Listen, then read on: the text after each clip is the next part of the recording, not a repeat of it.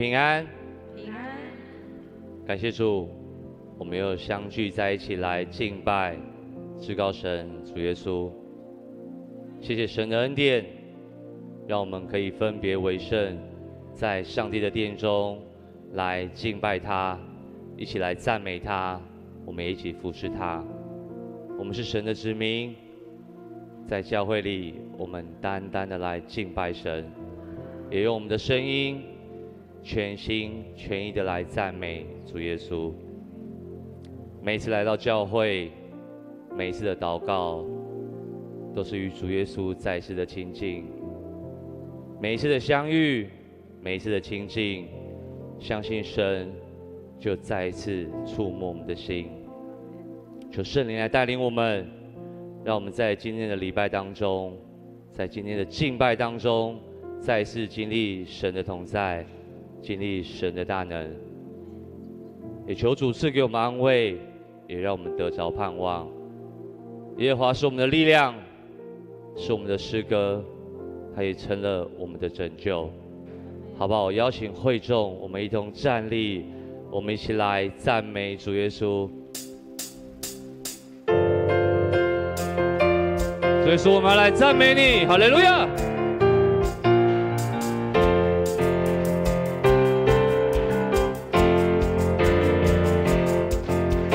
一切歌颂赞美都归我主我的神，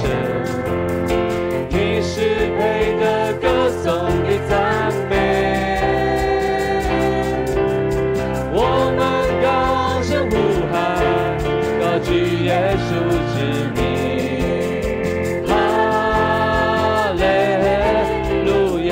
所以说，我们来赞美你，赞美主，哈利路亚！哦，赞美主，哈利路亚，哈利路亚！赞美主，哈利路亚！哦，赞美主，哈利路亚，哈利路亚！歌颂赞美都归我主我的。主耶稣，你是配得我们赞美的，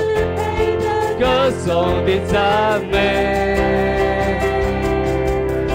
我们高声呼喊，高举耶稣之名。哈利路亚！让我们大声来呼喊，赞美主，哈利路亚！赞美主，哈利路亚，哈利路亚！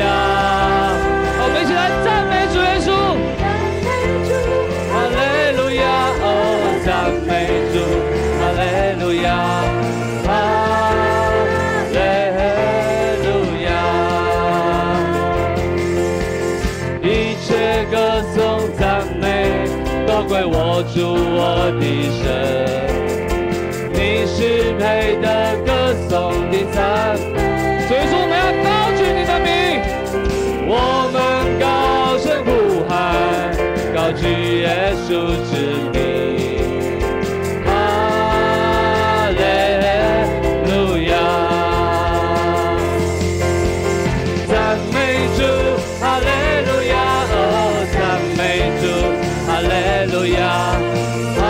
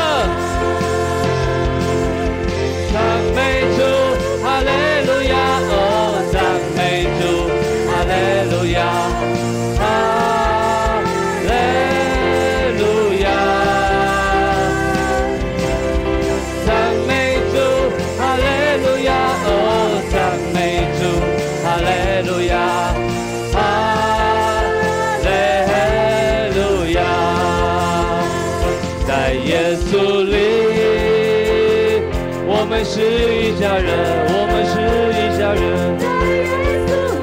在耶稣里，我们是一家人，在耶稣里，我们是一家人，从今直到永永远远，在耶稣里，我们是一家人，在耶稣里，我们是一家人。耶稣是你的恩典，让我们成为一家人。我们是一家人，在耶稣里，我们是一家人，从今直到永永远远，在耶稣里，我们是一家人。耶稣在你的爱里，我们是一家人。都归我主我的神。你是配得歌颂的赞美，我们高声呼喊，高举耶稣之名，哈利路亚，赞美主，哈利路亚，哦，赞美主，哈利路亚，哈利。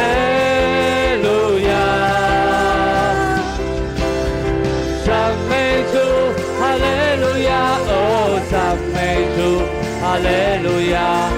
哈利路亚，在耶稣里，我们是一家人，在耶稣里，我们是一家人。主要在你的爱里，我们是一家人，我们是一家人，从今直到永永远远，在耶稣里。我们是一家人，在耶稣里，我们是一家人，在耶稣里，我们是一家人，在耶稣里，我们是一家人，从今直到永永远远，在耶稣里，我们是一家人。在耶稣里，哈利路亚！在耶稣里，我们是一家人。在耶稣里，我们是一家人。在耶稣里，我们是一家人，从今直到永永远远。在耶稣里，我们是一家人。哈利路亚！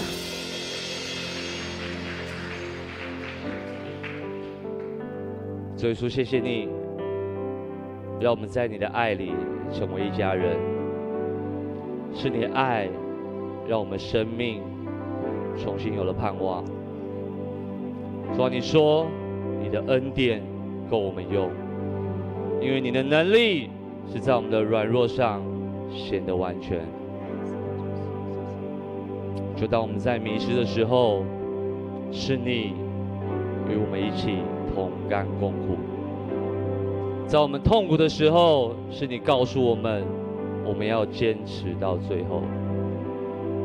在我们软弱的时候，是你成为我们在患难中的依靠。在我们失去的时候，你却说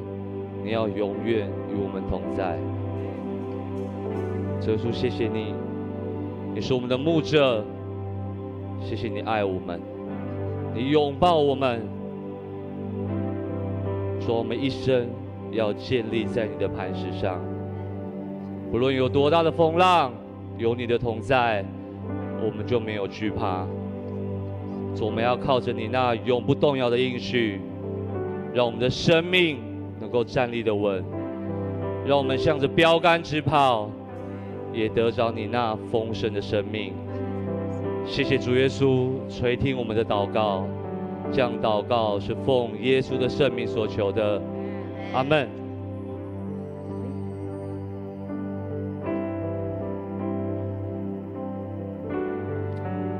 主，我们要来信靠你，哈利路亚。危难临到我心靠你，甚至你必领我度过，你心事为我坚持到最后。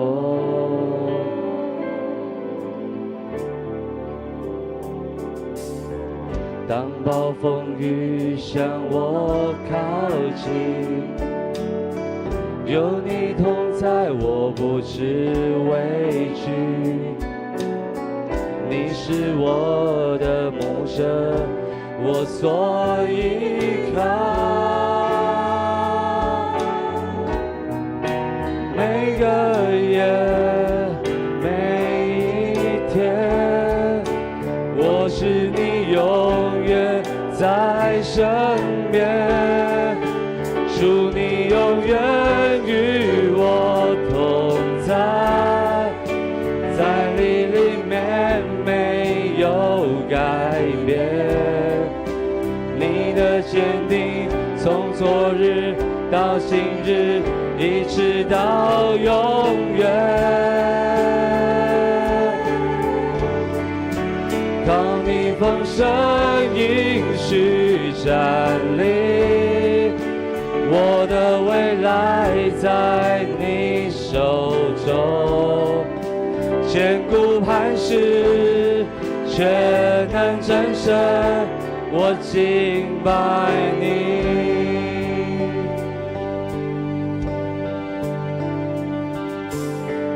危难临到我心靠你，所以主你要带领我们度过。主，我们要为你坚持到最后。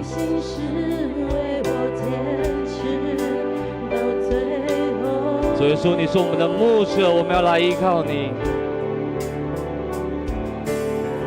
当暴风雨向我靠近，有你同在，我不知畏惧。你是我的牧者，我所依靠。每个夜，每一天，我是你永远在身边。主，你永远与我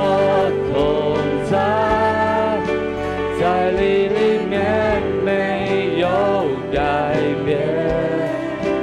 你的坚定从昨日到今日，一直到永远。靠你丰盛应许站立，我的未来在你手中，坚固磐石，却能战胜，我敬拜你。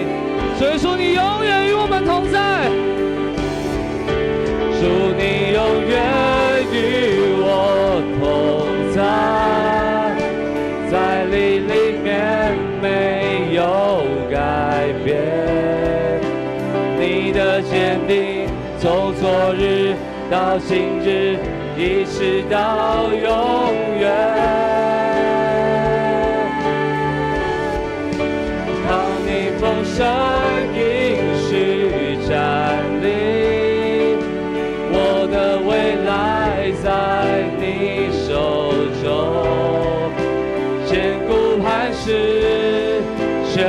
能战胜，我敬拜。所以说，你的爱永远与我们同在。哈利路亚！主，你永远与我同在，在你里面没有改变。你的坚定从昨日到今日，一直到永远。所以说，我们的未来在你的手里。靠你丰盛应许站立，我的未来在你手中，坚固磐石，全能战胜，我敬拜你。坚固磐石，全能战胜，我敬拜你。坚固磐石，全能战胜，我敬拜你。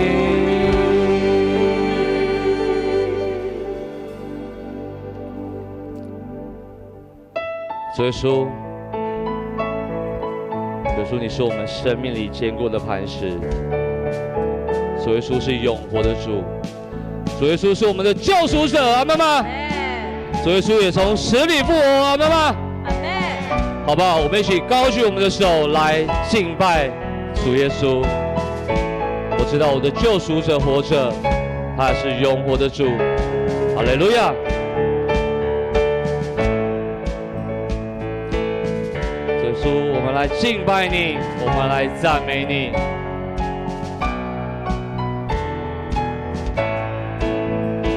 我知道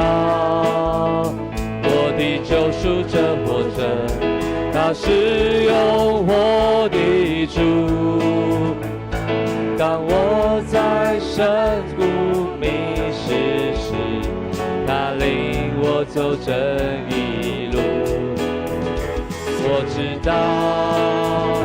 我的救赎者活着，他是永活的主。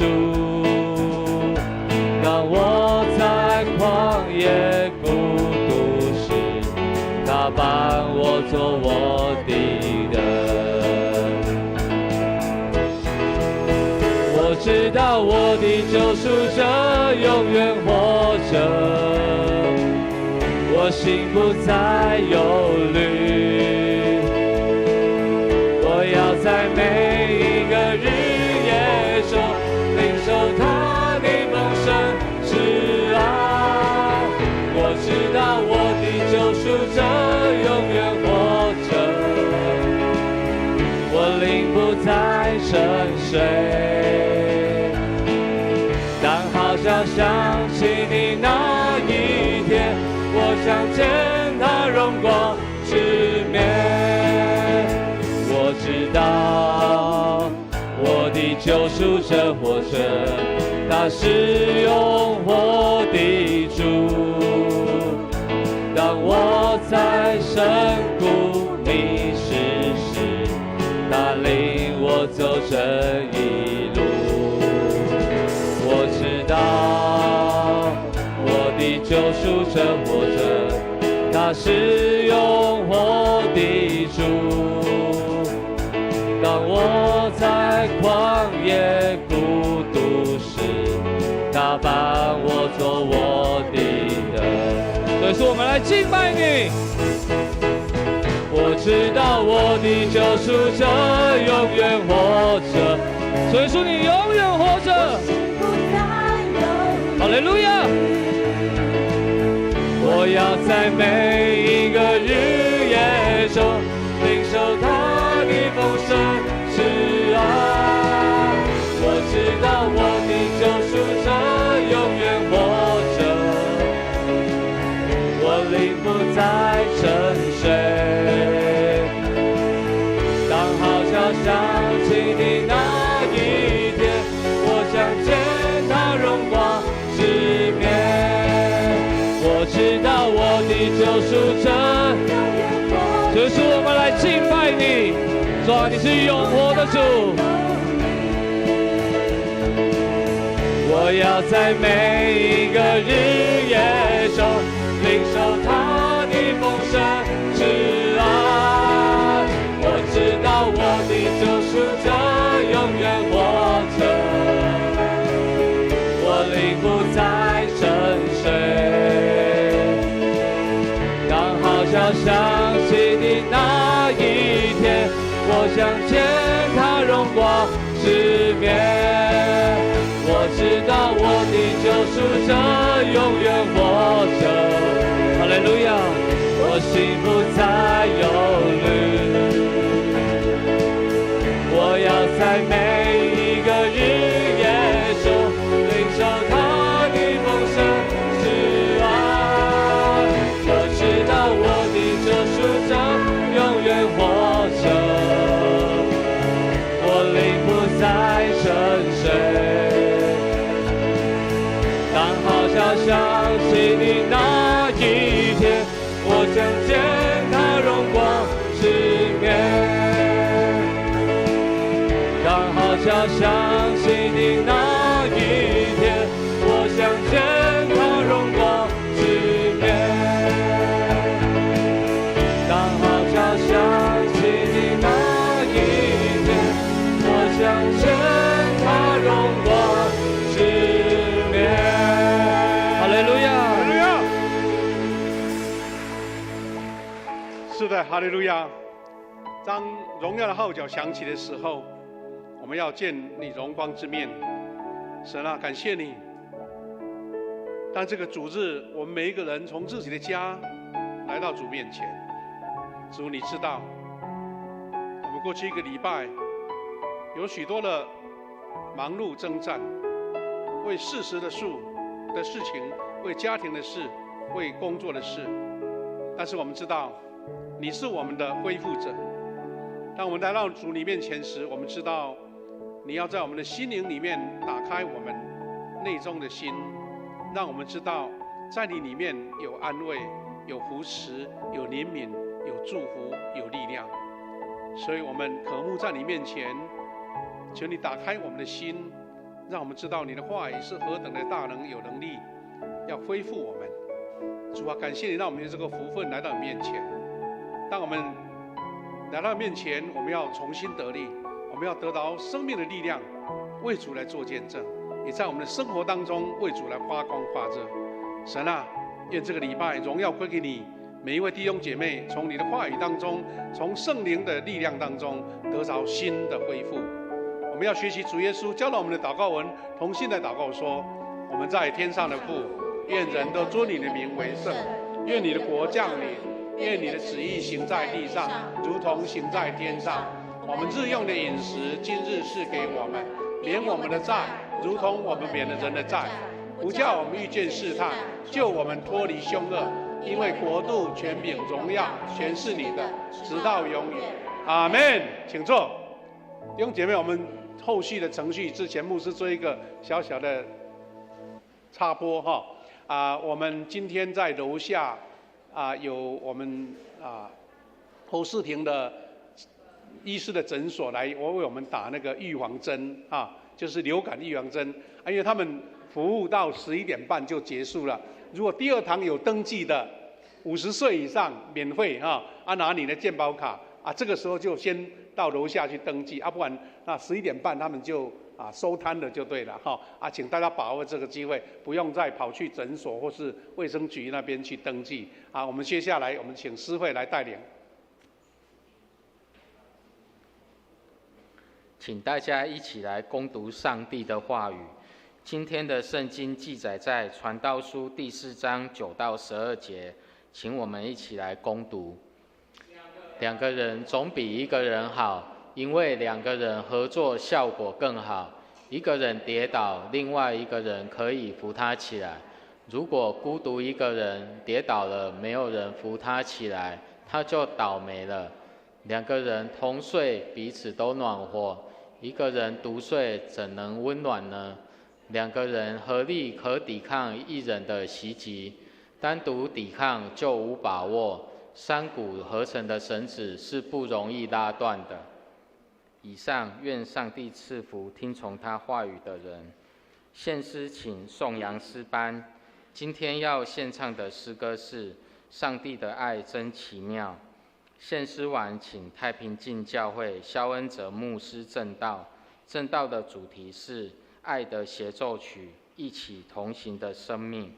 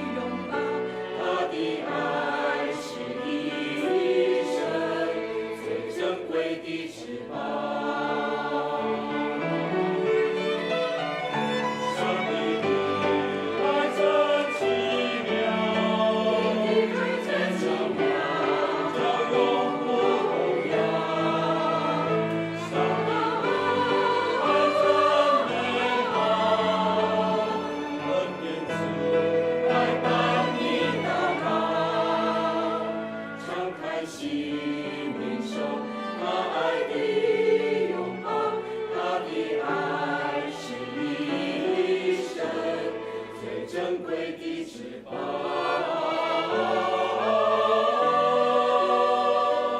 张开心领受他爱的拥抱，他的爱是一生最珍贵的翅膀。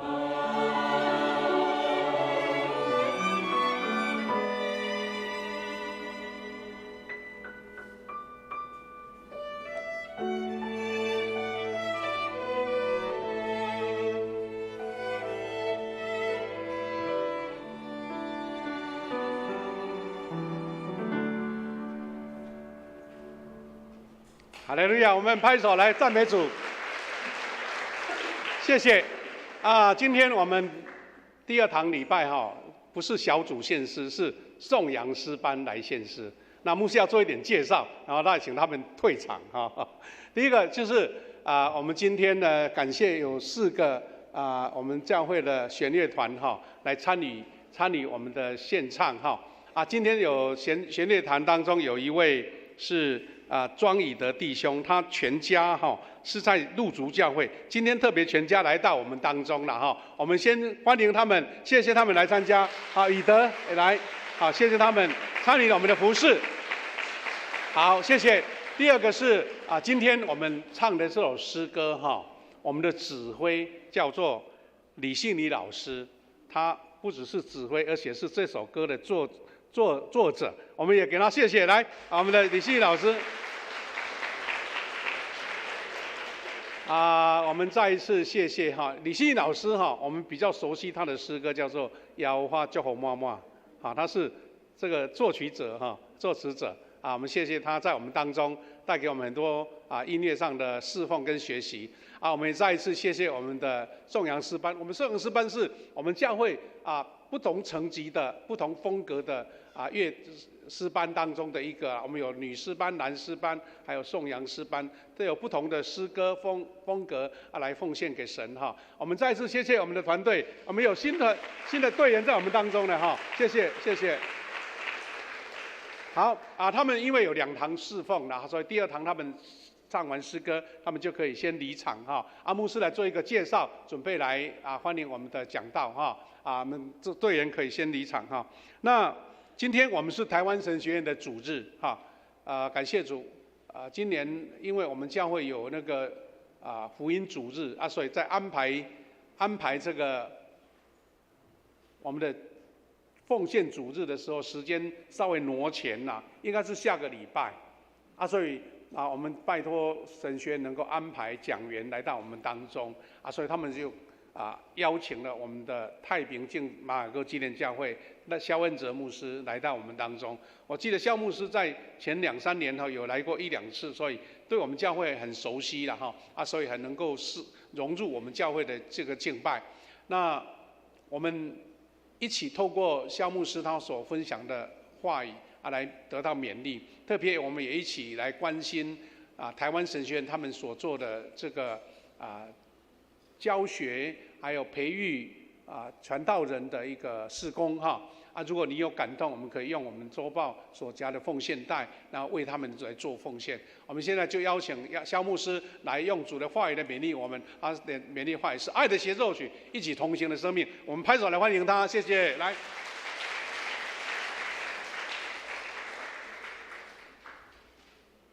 夏牧师还有所有富强的弟兄姐妹，大家平安。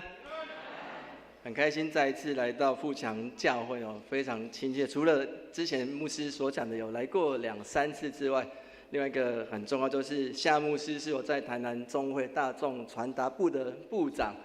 然后从我牧会开始，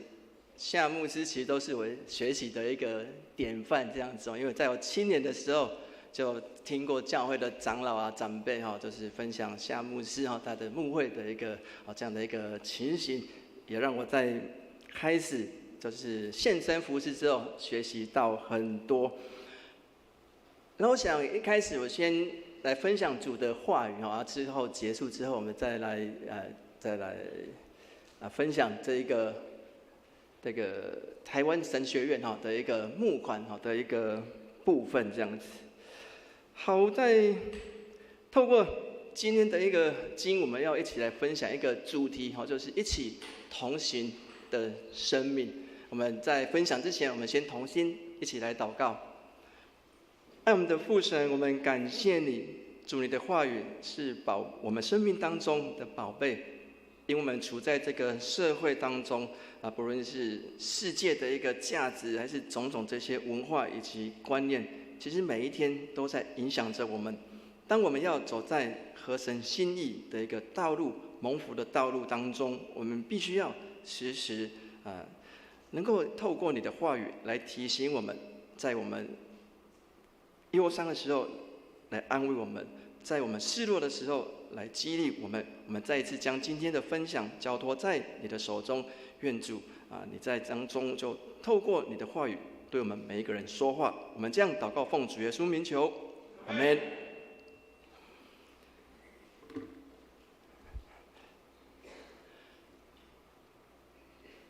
人在世上，我们有没有办法，就是依靠自己，不靠任何其他的人来过生活？其实，在这个科技日新月异特别是 AI 产业的一个这样发达的，可以算是一个革命性的在这个时代的一个影响。我们或许会觉得，我们自己可能是可以透过自己，可能就可以做很多很多的一个事情。但是我们试想，我们每一个人，从早上你起床的时候，你必须要接触很多的人，可能首先是我们的家人。你如果是学生，你可能必须要去学校接触你的老师、你的同学。我们在职场上，我们可能也需要接触我们的同事。所以，我们其实每一个人与人的一个关系是相当的重要，甚至我们要透过今天的一个神的一个话语，我们要一起从圣经当中来看，为什么与神与人同行是非常的重要，甚至它是可以带来生命当中的益处。在今天的经文第9节这样说：两个人总比一个人好，因为两个人合作效果更好。我们直接从这个经文来看，其实就可以看到，同行是带来加倍的效益，同行是带来加倍的果效。在犹太人有一句谚语这样子说，就是一个人没有朋友，就好比左手没有右手一样。这句话它其实强调的就是朋友之间友谊的一个在生活当中的一个重要性。生活当中失去了一个朋友，还是失去一个陪伴的人，就好比一个人失去了一只手一样，暗示着就是有一些缺乏，人甚至是一个孤独还是无助。所以朋友还是我们的陪伴者，在生活当中其实是相当的重要，他扮演着支持、理解、陪伴、提醒这样子的角色。如果缺少这一些，其实在我们的生命当中就会不完全。所以在犹太的文化当中，朋友之间的一个情谊，这样子的一个关系，是被视为一个宝贵的资源，能够提供在情感上生活上各样的一个协助。所以这句话其实也是在提醒人要珍惜与人的一个关系，主动去建立关系，主动去关心人，然后维护彼此的友谊。这样就像左手跟右手可以相辅相成一样，在我们的人际关系当中，在我们的教会当中、家庭当中，其实也都是一样。经文说，两个人可以做的事情绝对比一个人更多，而且效果是那个果效是加倍的，是更好的。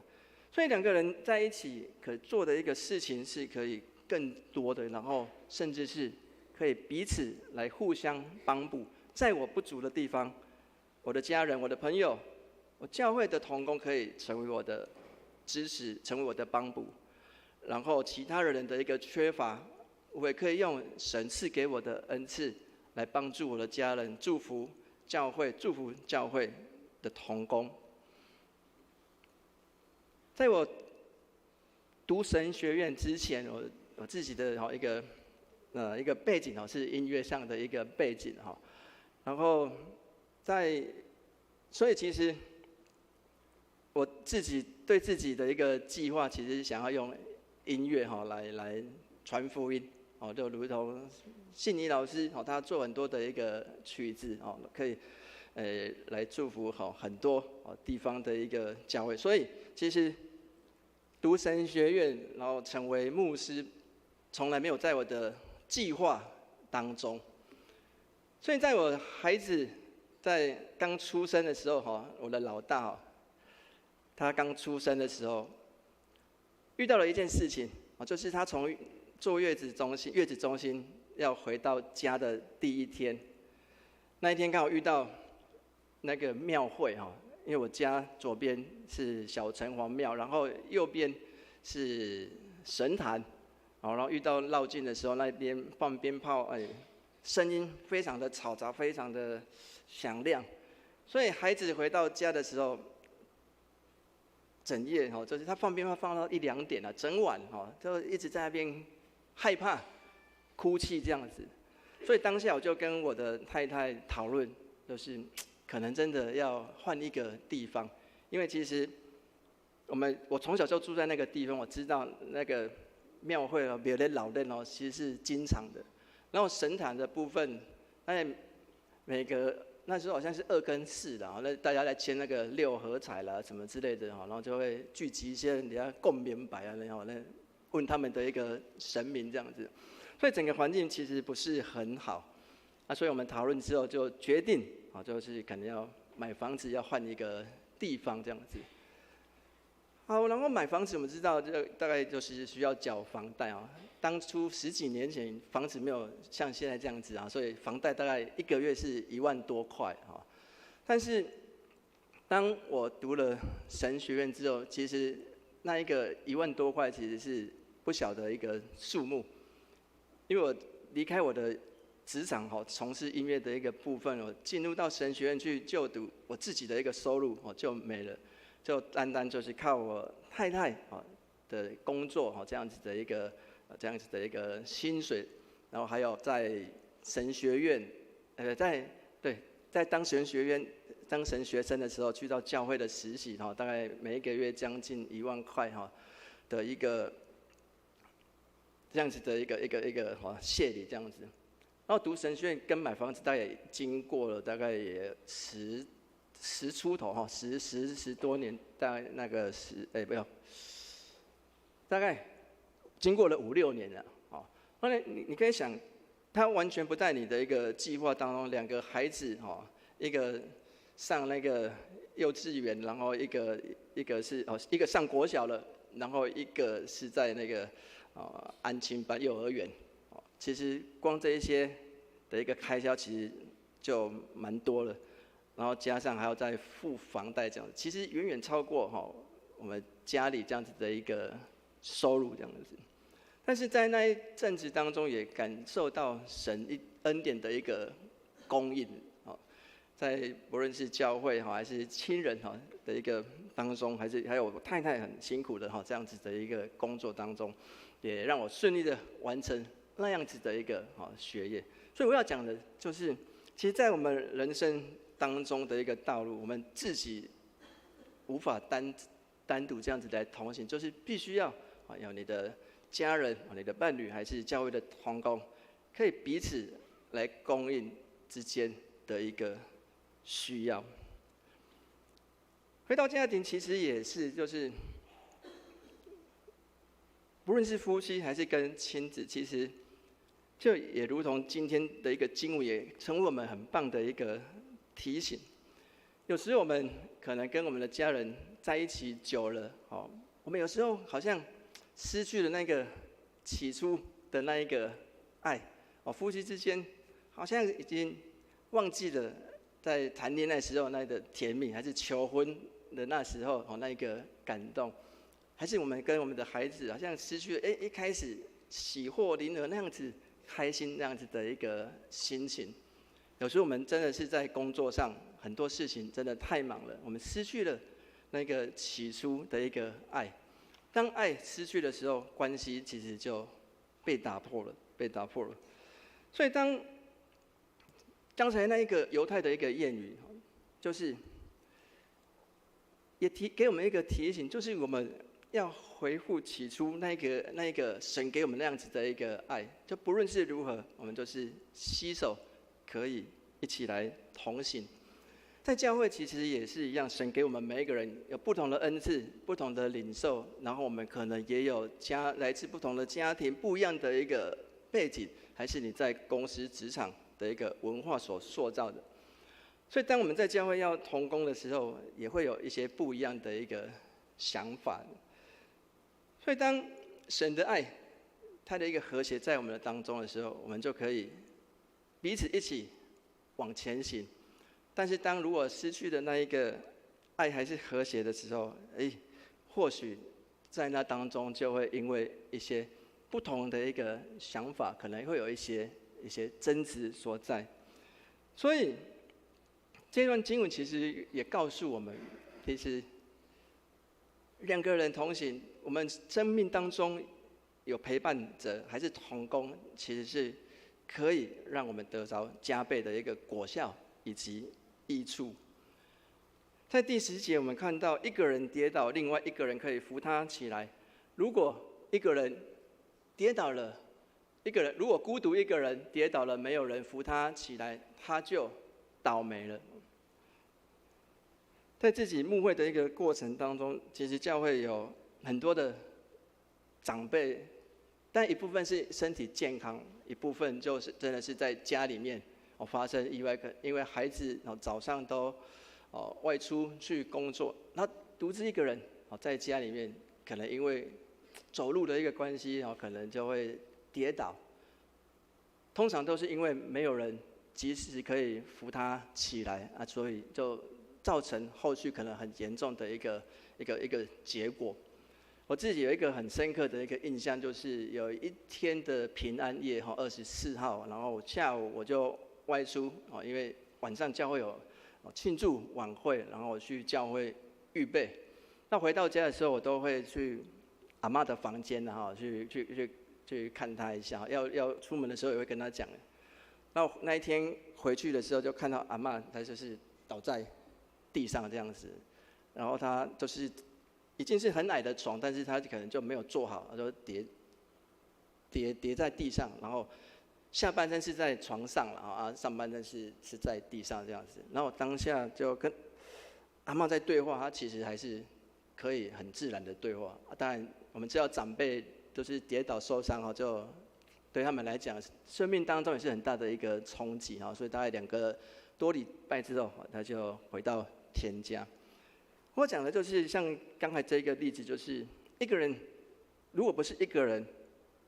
跌倒的时候，旁边是有人是可以扶持、可以帮助他的。然后这一段经文它的一个背景其实就是在当时在巴勒斯坦这一个地方，那个地方的一个道路不像我们现在可能有柏油路啦，还是公园整个都整修得很好，有点类似像我们去山上可能爬山，但现在的爬山因为运动多了，可能也都有整理。当时就是充满了危险就是有小碎石种种的那一些路崎岖不平。那所以连那个很有经验路都很熟的人都可能会因为不小心而跌倒受伤。如果没有人陪伴他，他可能甚至会因为这样子而丧失生命。这是这一段经文它的一个背景。所以这个也是回到我们再来看，在我们的家庭生活还是信仰生活当中，其实也是在我们的生活当中，如果有人陪伴我们，那个跌倒就是如同可能是在遇到试探还是遇到一个工作上种种的一个挫折，如果有人，我们的家人还是我们教会的弟兄姐妹，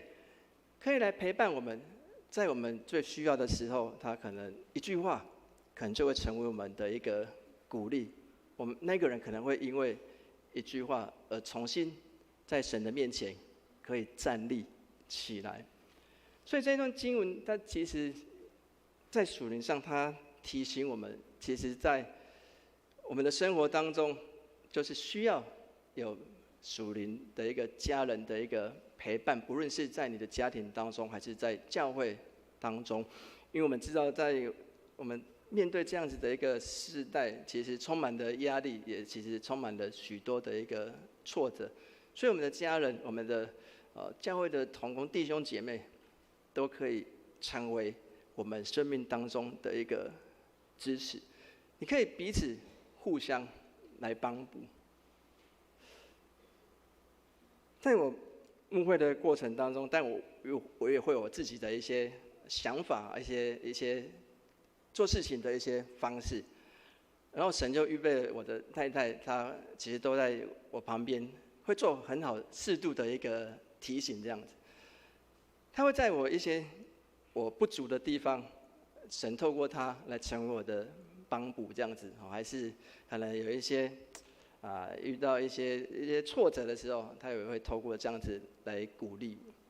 所以我要讲的就是，在我们其实家庭当中，其实我们都有各自的一些缺乏，以及各自的一些需要。神会透过你身边的人来成为我们的一个帮助。在教会的服事也是一样，彼此同工，遇到挑战，如果我们是有一个团队，不是自己一个人服事的时候，其实都可以在那当中彼此帮补，万事互相效力，使爱神的人都能够得着益处。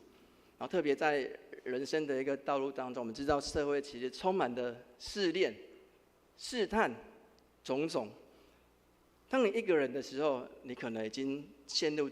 到那个罪恶当中，还是已经陷入到偏离神的道，你不自知。但是你旁边有人的时候，他是可以成为你的一个提醒，甚至是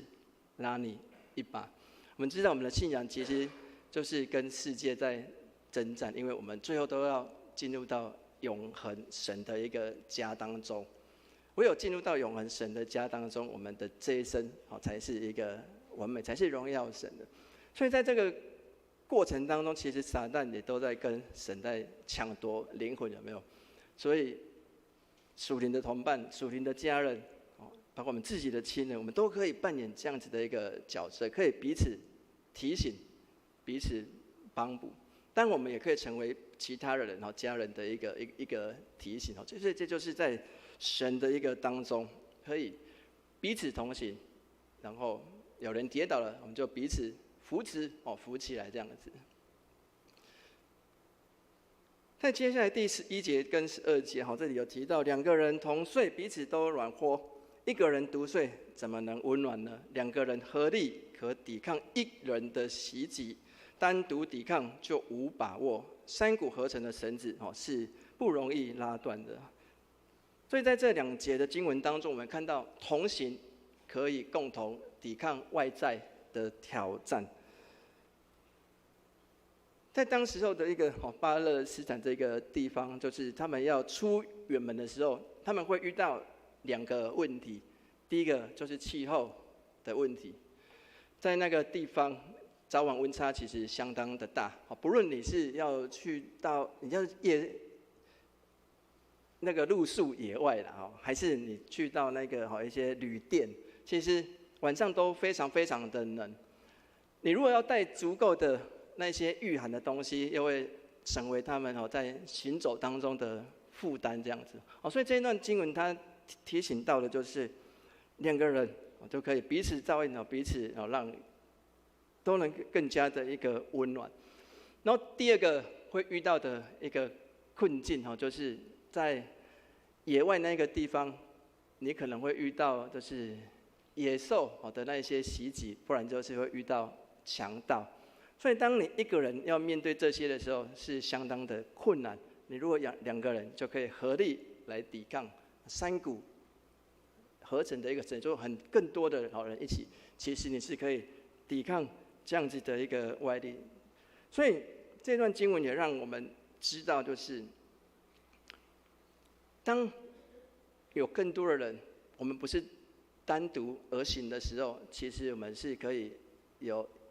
团队也好，还是有另外一个人可以共同来抵抗外在的挑战。刚才有提到就是我自己在读神学院之前是有这样从事音乐工作音乐这样子的背景。然后我们刚才也看到我们的诗班还有敬拜团都透过音乐非常棒的音乐来带领我们敬拜神还是献诗来献给神这样子。教会音乐在教会里面其实占着非常重要的一个角色，所以我想我就透过音乐的一个部分我们来做一个比喻，我们来理解这一段的一个经文，以及它在我们生活当中实际的一个实践。音乐如果只有一声部一个人唱歌那他就是独唱这样子。当只有一个人唱歌的时候是没有和声，只有旋律，听起来它其实是单调的。当两个人一起唱的时候，就会有如果唱不同的声部，然后就开始形成简单的一个和声。对比一个声部，它已经是更加的一个丰富这样子。当然，如果像诗班、合唱团这样子，加上弦乐团，那整个音乐就是非常非常的一个丰富性这样子。在我小学的时候是读音乐班就是国小的音乐班。我是用钢琴考进去那个小学的音乐班然后要选一个副修是小提琴。然后在过了2年、3年之后，我的钢琴老师觉得我的钢琴没什么进步这样子，然后我的副修小提琴是在班级考试大概都第1名、第2名这样子，他就有一天跟我说：“你要不要跟你的副修老师说，你把小提琴转主修了钢琴就当副修这样子？可能老师教我副修这样子，主修钢琴弹这样，他压力太大这样子好，然后当我小提琴转成主修之后，有一次我的老师他就挑战我说：“恩哲，我们这一学期的期末考的考试我们选一首曲子是无伴奏的啦，无伴奏的曲子这样子，对。但我们小时候就在教会长大嘛，都会学习顺服这样子，老师讲什么就说好，对。然后在那个学期的期末考拉完之后，成绩就掉了2、3名这样子原因是什么？你独奏的时候，你的缺点跟你的优点跟缺点会很明显的一个呈现。当有伴奏的时候，其实也会因为音乐的一个有和声有伴奏，非常的好听所以可能你一些没有拉得很好、处理很好的细节，不那么容易的一个呈现这样子。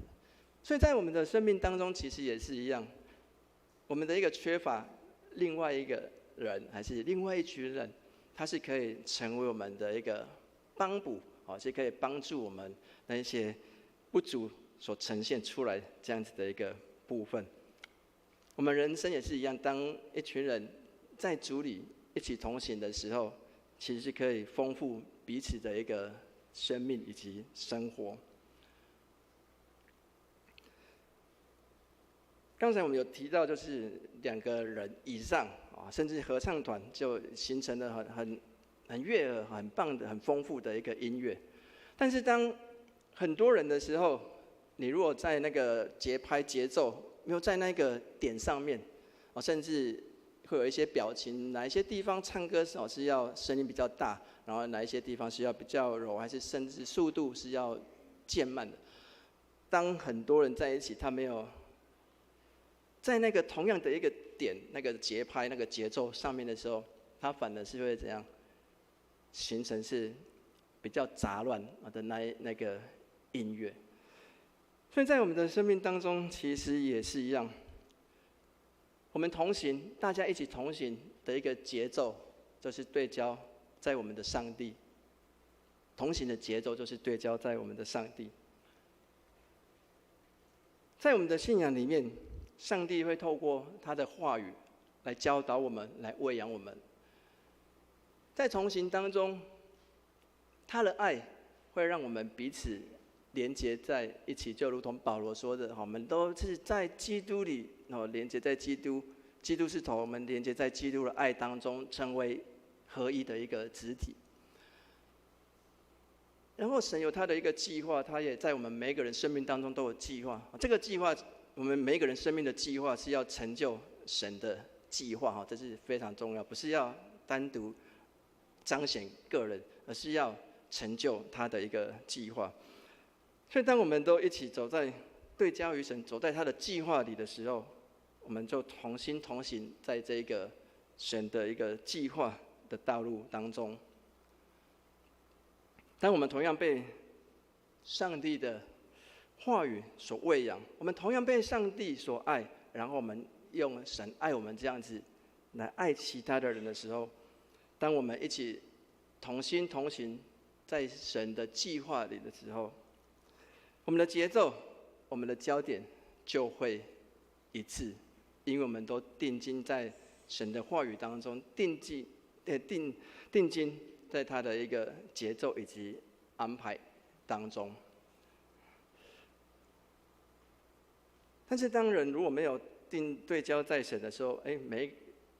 没有对焦在神的节奏，每一个人都有自己的一个节奏，就如同刚才我们所讲的，整个音乐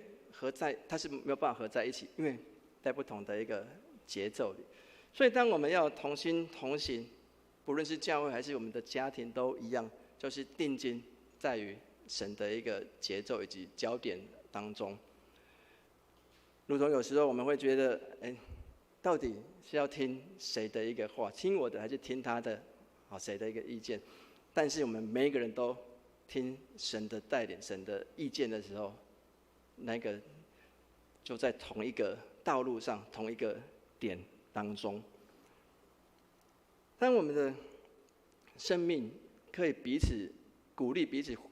帮补，然后彼此在爱当中连结的时候，我们就可以像今天的一个献诗，非常丰盛、非常感人，呈现这样子丰盛的一个生命。我们的生命也会感人，我们的团队也会让人来感动，就带出神的一个丰盛的爱。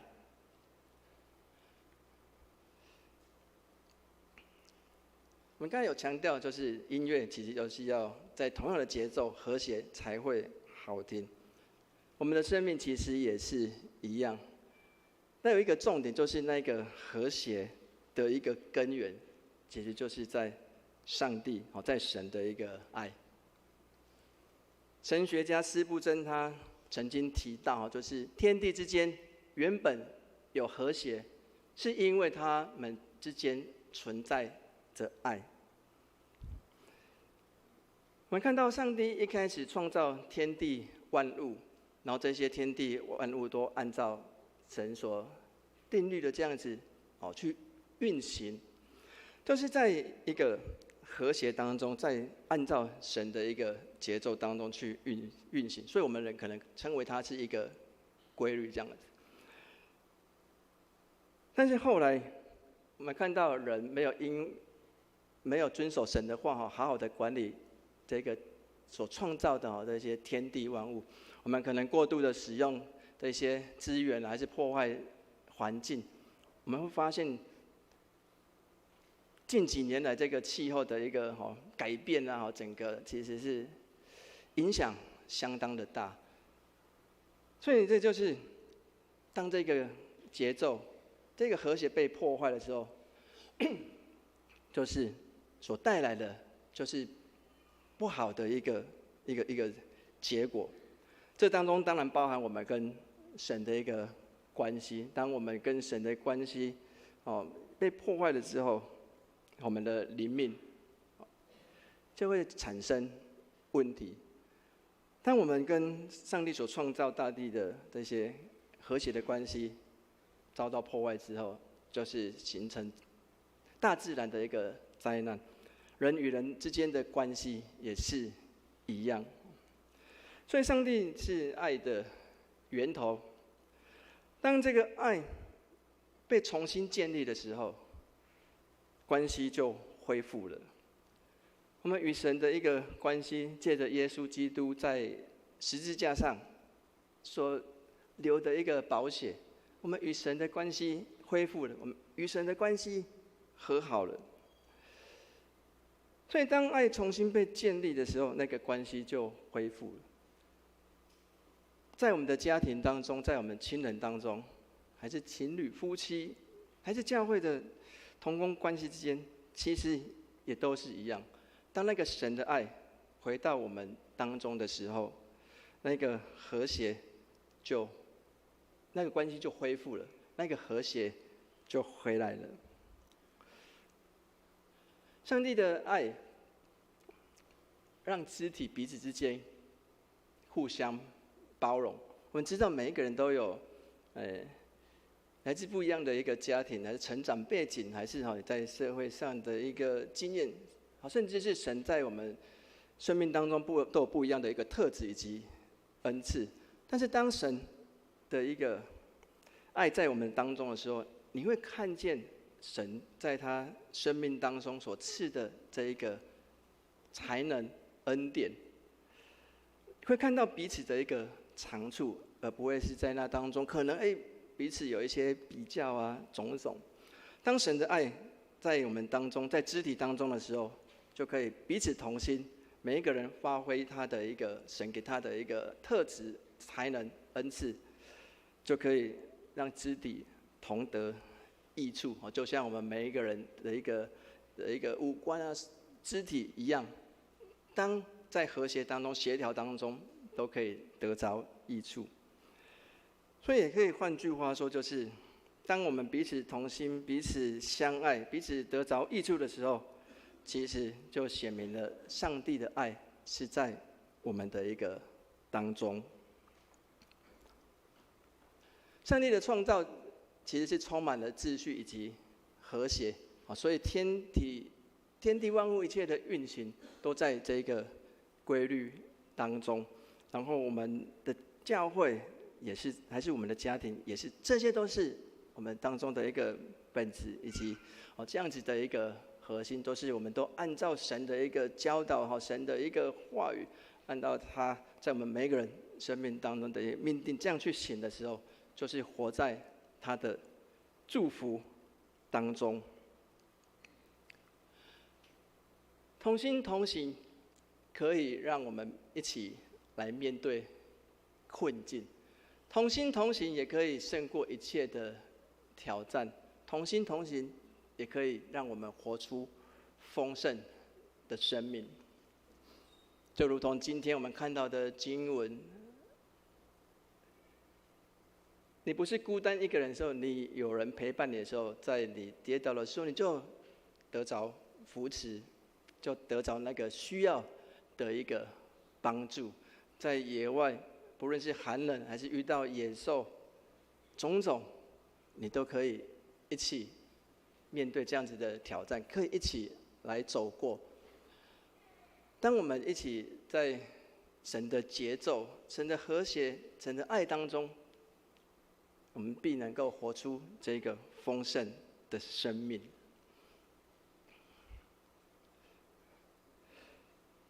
我们从整本圣经来看，不论是就是我们的始祖亚当，我们有没有记得一句话？神看他一个人这样孤独，所以又造了夏娃来陪伴他。当然，因为人的软弱，后来有后续这一些，但是一开始神的用意是，他创造夏娃是要来陪伴他。保罗也曾经这样子教导，就是基督是头，然后我们彼此是连结在基督的一个肢体当中。所以从圣经当中我们来看，其实是没有单独的一个肢体，只有彼此支持、彼此扶持、彼此帮补这样子的一个关系。在我们的一个生命的一个旅程当中，我们真的就会面对很多的一个挑战。尤其我们在这个世代当中来看，就是其实我现在有发觉到一个现象，就是现在男女之间那个离婚的那个情形，好像我在读书那时候，好像那个情侣分手一样，好像就是这么容易，这样子的一个快。这就是我们现在教会可能在牧养家庭、牧养青年这样子的一个挑战。这就是我们面对到的一个社会的一个现况。所以我们再一次期待透过神的一个话语，可以来亲自来喂养我们，亲自来帮助我们，能够在婚姻的一个道路，还是青年在走向这一个未来要建造家庭的道路当中，还是我们家庭，还是我们甚至是我们的一个教会，我们如何可以看重神给我们这样子美好的一个关系，以及他当初所创造夏娃要来陪伴亚当这样子的一个用意，这样的一个祝福，是要陪伴他来管理一切。也期待我们再一次透过在今天的一个经文当中，我们可以恢复彼此的一个与神的一个关系，以及彼此的一个关系，让神的爱充满在我们当中。我们试想，当我们信主的那一个当下，我们被神触摸的那一个当下，那个起初的爱是否还在我们的生命当中？会不会因为成为基督徒久了，每次来做礼拜，虽然有这么丰盛的一个音乐，这么棒的一个地方，但是好像已经变成是一个行事历上的一个例行的一个公式这样子。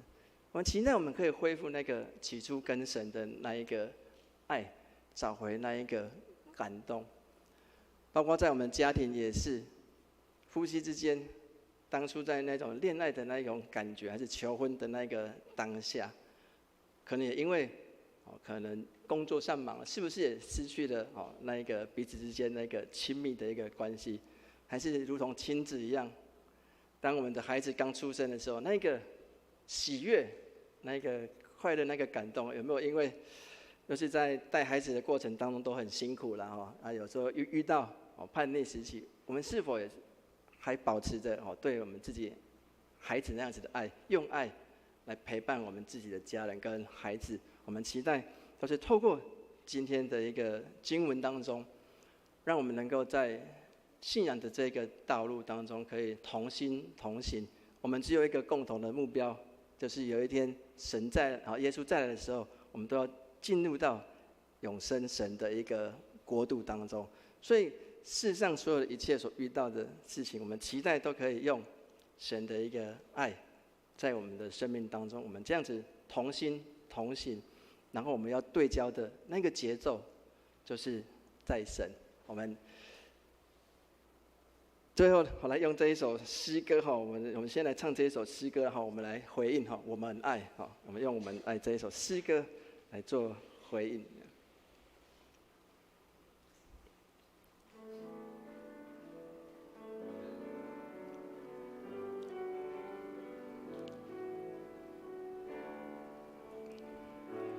你和我是天父爱的创造，每个人有最美的梦想，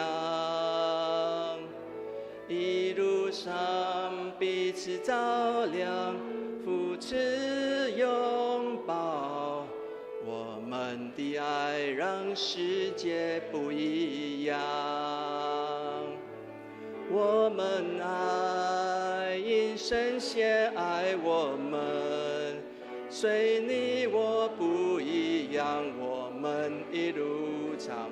走往祝福的方向。我们爱，因神先爱我们，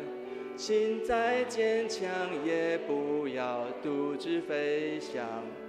只要微笑，只要原谅，有你爱的地方，就是我们从头再一次你和我是天父爱的创造，每个人有最美的梦想，一路上彼此照亮，彼此拥抱，爱让世界不一样。我们爱，因神先爱我们，虽你我不一样，我们一路上走往祝福的方向。我们爱，因神先爱我们，心再坚强也不要独自飞翔，只要微笑，只要原谅，有你爱的地方就是天堂。我们同心来祷告。爱我们的天父，我们感谢你，在今天的早晨，你再一次透过你的话语亲自来对我们说话。主，我们从圣经当中，我们明白，主你是爱我们的，你是爱我们每一个人。你创造我们都有你的计划，你创造我们每一个人，你都看为是宝贵，是最好的。我们是你最棒的一个创造。主，在我们的生命当中，我们在这个世代，我们很容易因为世界的一个影响，我们很容易因为忙碌，让我们失去了起初的那个爱，对主的爱，对家人的爱，对同工的爱。但是主，我们知道，当你的爱再一次回到我们的当中的时候，那个关系就恢复了。主，我们在生命当中只有一条的一个道路，就是主你永生神的一个道路。在世上很多的一个事情的搅扰，不论我们之间关系所受到的一个迫害，我们知道这些都不是你的一个心意，甚至这些都是魔鬼撒旦的一个伎俩，要阻拦我们可以彼此同行，阻拦我们进入到永生神的一个国度当中。愿主透过今天的话语再次提醒我们，我们在世上就是彼此同心，彼此相爱，彼此扶持，让我们能够携手走向这一条恩典的道路，让我们每一个人在主你再来的那个日子当中，我们都进入到永生神的国度。愿你就将这样子的话语，这样的祝福摆在我们每一个人生命当中。我们这样祷告都是奉主耶稣基督的名求，阿们。好，然后今天是台湾神学院的纪念主日所以也代表台湾神学院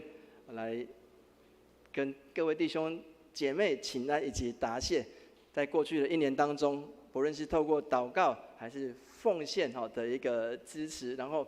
在学院这边有一个影片我们先来观赏，了解台湾神学院的一个现在的一个境况。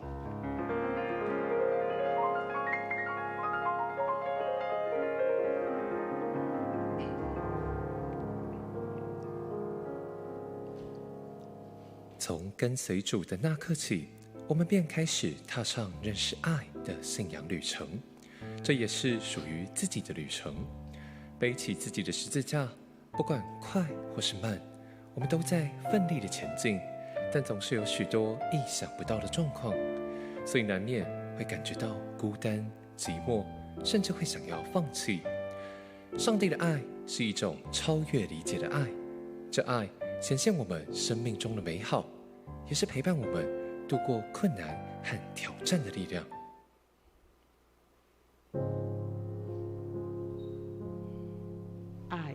爱是被呵护，爱是支持到底，爱是一种陪伴，是一个双向的关系。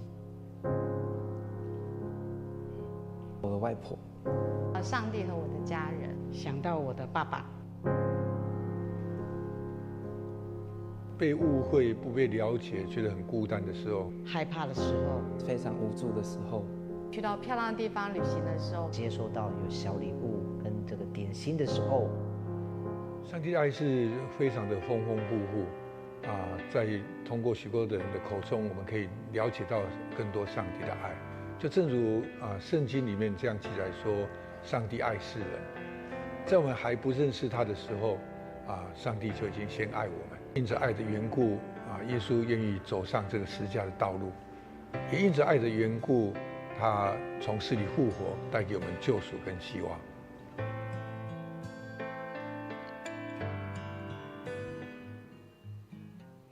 主要是在时间上面的管理，越来越会自我怀疑，也对未来的方向感到很迷茫。好，希望能够透过音乐，让人和神产生更好的连接。学校有很多的资源跟机会，可以让我去学习我不足的地方。我们未来是教会的传道人，我们必须要思考到我们未来服事的对象，也希望我们能够用正确的福音，把这个好消息能够正确的传递给他们。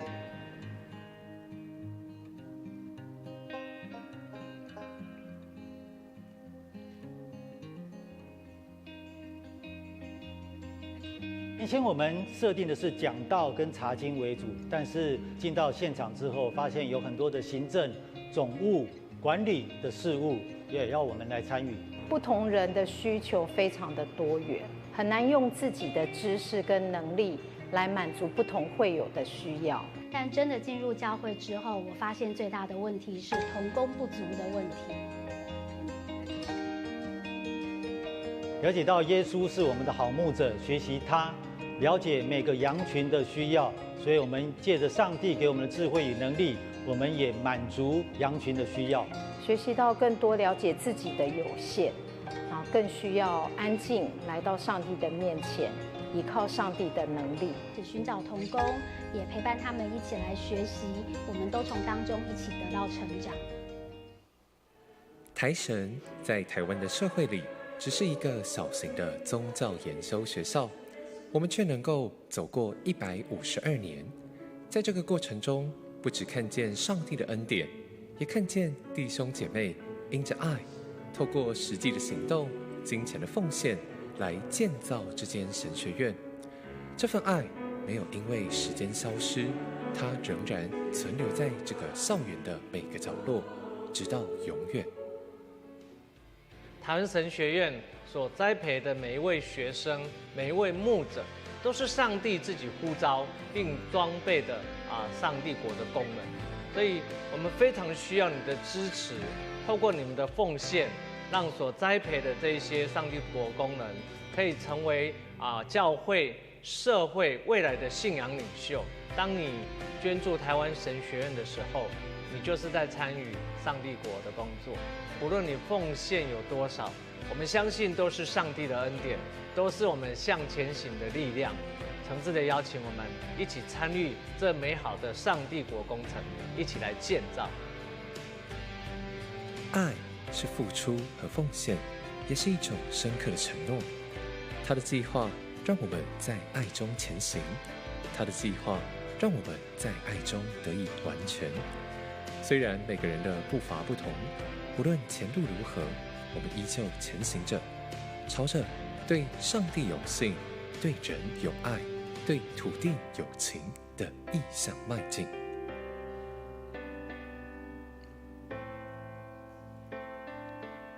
那个台湾神学院它有设立神学系，然后音乐系，还有社工系，然后都是建造神的仆人，将来要在各个教会当中可以成为祝福。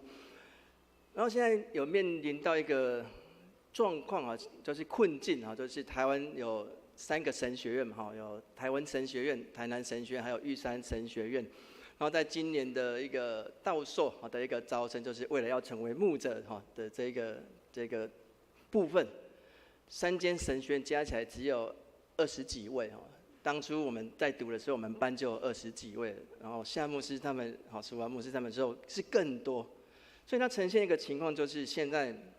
愿意委身的年轻人其实也越来越少了可能是世界的一个影响，还是在教会所看到这样子的一个困境，所以期待我们不只透过在金钱上的奉献我们可以用祷告，还是鼓励我们教会的青年还是自己的一个家人，可以来回应神的一个呼召可以在神的一个国度当中与世界来征战。世界我们看到越来越黑暗这样子，唯一可以改变的就是信仰。当更多神的仆人，然后还是更多我们弟兄姐妹可以在受到牧养之后，受到装备之后，在你的家庭、在你的职场、在学校，你可以发挥你的影响力的时候，我们就有机会可以来改变世界。然后再次谢谢大家过去的一个关心，在未来的1年，也请大家关心、奉献以及代祷，谢谢。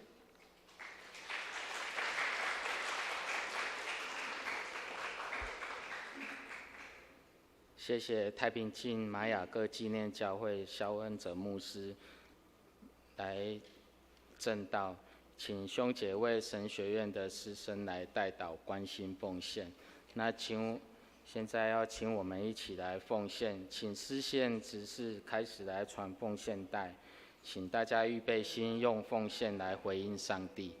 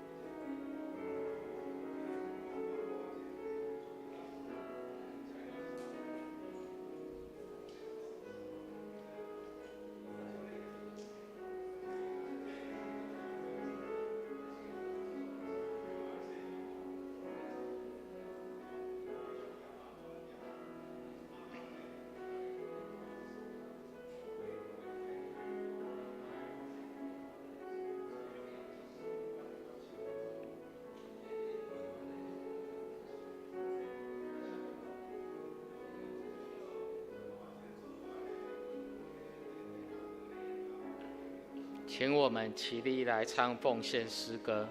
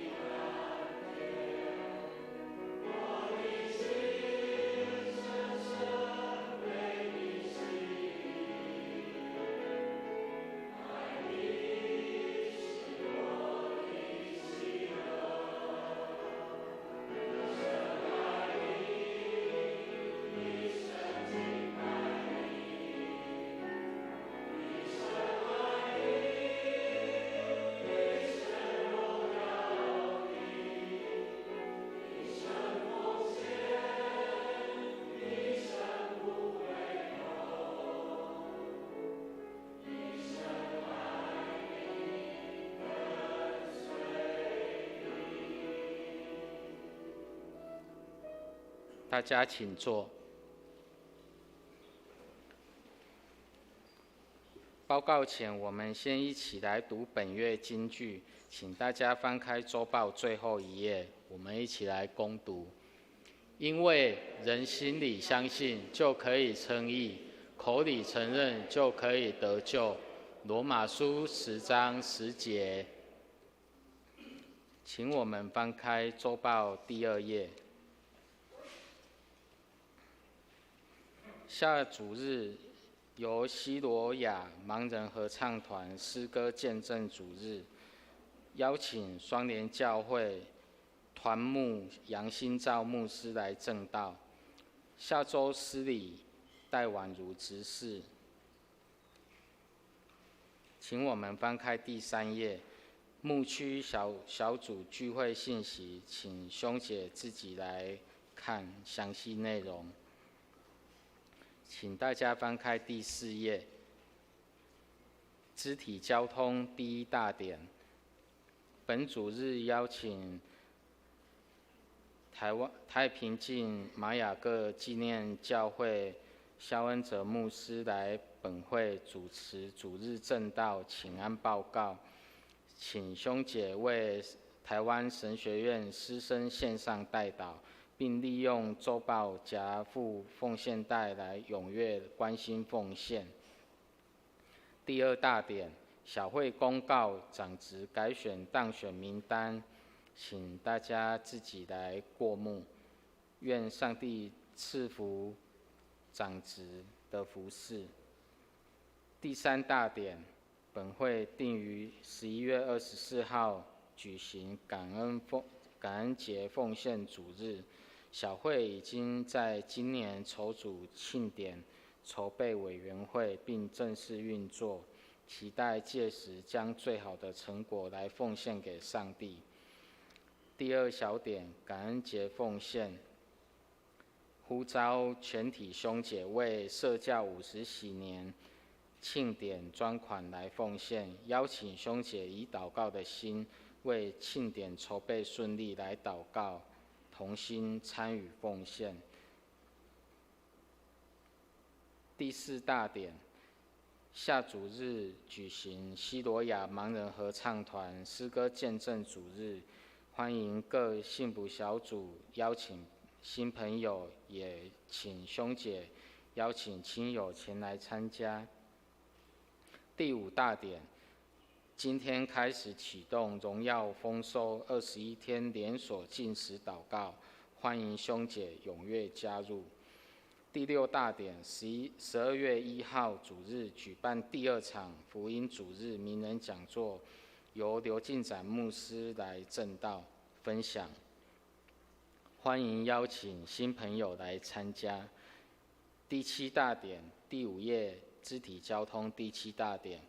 本会定于12月15号主日举行欢庆主日圣餐及洗礼式。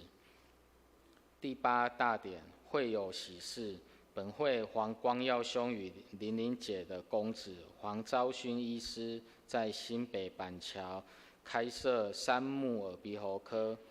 于昨日11月9号举行开业感恩礼拜。我们一起在祷告中来求上帝亲自赐福，帮助更多人来因为这个诊所来得到健康，造福社区。第9大点，本会预定在12月8号主日礼拜后举行年度事工研讨会，请各单位委员同工名单、事工规划、事工预算，在11月24号以前来交给秀婉干事制作手册。第10大点，上礼消息，本会侯美凤姐妹的母亲侯黄月霞姐妹于11月1号礼拜五安息别世，享寿78岁。于今日11点半在台南柳营举行追思告别式，请为遗嘱来代祷，并求主赐下安慰、平安与力量。11大点，今天在上午10点到11点半1楼大厅有提供50岁以上市民免费注射流感疫苗及新冠疫苗的服务。第5页底下的门徒培育事工研讨会消息，手抄诗篇活动，2024年冠冕真道理财课程及哀伤陪伴的消息，请我们自己来过目。请大家翻开第6页，牧区团契消息第2大点，主日学消息，总会教育委员会举办的主日学老师灵命培育生活营，欢迎有兴趣的主日学老师或同工报名参加。第3大点，基甸牧区感恩节福音茶会的活动，请大家自己来过目。关怀代祷事项，请大家为台湾内政及外交及本会事工以及教会内兄姐来的身心灵来代祷。奉献的金额如果有问题，请大家向财务部来反映。以上报告请夏牧师来补充。各位弟兄姐妹，我来做补充的报告。首先，我们要来谢谢肖恩哲牧师特别来到我们当中，用主的话来勉励我们，也为台湾神学院来报告。我们再次拍手，谢谢他，谢谢。好。我们大家知道太平境教会是我们长老教会的第一间教会，所以他明年就要庆祝160啊。我们教会才50哈，差了3倍。其实如果从渊源上哈，我们算是太平境教会的这个指会，因为当初来我们教会开拓的王忠信牧师，他的母会就是太平境教会哈。但是后来是因为开设在东区所以行政上我们等于说是东门教会的开拓其实是中会独立开拓的了哈，所以当时的渊源是跟太平境教会哈。我们高兴太平教会肖牧师，他本身也是太平境教会出身的牧师了哈，很棒的音乐的恩赐来服侍教会，我们也为他代祷，让太平境教会在神的仆人的领导之下，能够更加的茁壮，更加的成长哈。那另外我们也欢迎今天有2位新朋友来我们当中是陶颖汝还有蔡敏仪在我们当中，欢迎你们2位，谢谢，欢迎你。他们有写说是嘉文的子女嘉文的子女，欢迎你们欢迎来参加我们的礼拜。只有1-2个提醒啦。第一个就是我们下午2点半有一个幸福小组同工的激励分享会，那请你把你们在这段时间的感动分享给大家，彼此互相来学习互相来做分享见证所以请2点半在3楼的副堂请大家一起来那第二个就是我们11月17号下个礼拜，就是有西罗亚盲人合唱团到我们当中来做分享见证这个合唱团很特别，他们都是视障的他们由双联教会特别所等于照顾培育的上面他们刚好下个礼拜要来南部做一个灵修培灵灵修会所以他们就安排说是不是能够到教会也一起来分享见证所以他们有很多很棒的诗歌要来做分享。当然这个对我们教会来讲是一个很棒的一个分享学习，但是我们是更重要的是邀请我们的朋友，特别对音乐有兴趣的我们的弟兄姐妹朋友或是贝斯的一起来参加来分享，尤其这些盲人他们的见证对我们有很大的激励所以请大家一起邀朋友一起来参加下个礼拜。那下个礼拜的下午我们请小会员呢陪伴这一群这个盲人合唱团一起午餐之后要开小会所以请长老记得下个礼拜的任务一起来参加。最后一个就是我们今天开始我们有21天的连锁禁食祷告今天已经正式开始了，但是我们邀请更多的朋友更多的弟兄姐妹参与在这个里面我们在楼下有一个签名表，你可以挑礼拜一到礼拜天哪一天可以参加这个祷告会。那如果你体质上不适合饮食不适合进食的，你就可以用饮食但是参加祷告会。我们希望能够在大家的同心代祷之下，更多的 base 的更多的新朋友他们愿意接受主接受主来受洗，那是我们一个荣耀丰收祷告一个重要点好，我们的分享报告到这边，我们来结束下面的诗歌。请起立，同心来唱颂荣诗歌。吟唱完，请牧师祝祷。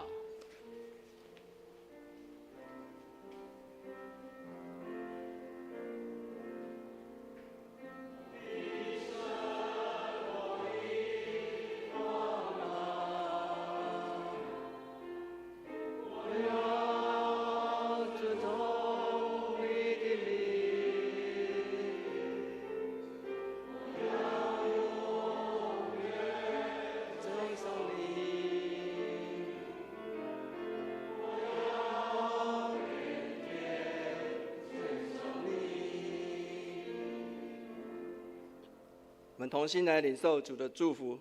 愿耶稣基督的恩典、天父上帝的慈爱、圣灵的一个引导，保守我们，带领我们在生活当中的每一天，享有从神而来的祝福。我们这样祷告，奉主耶稣名求，阿门。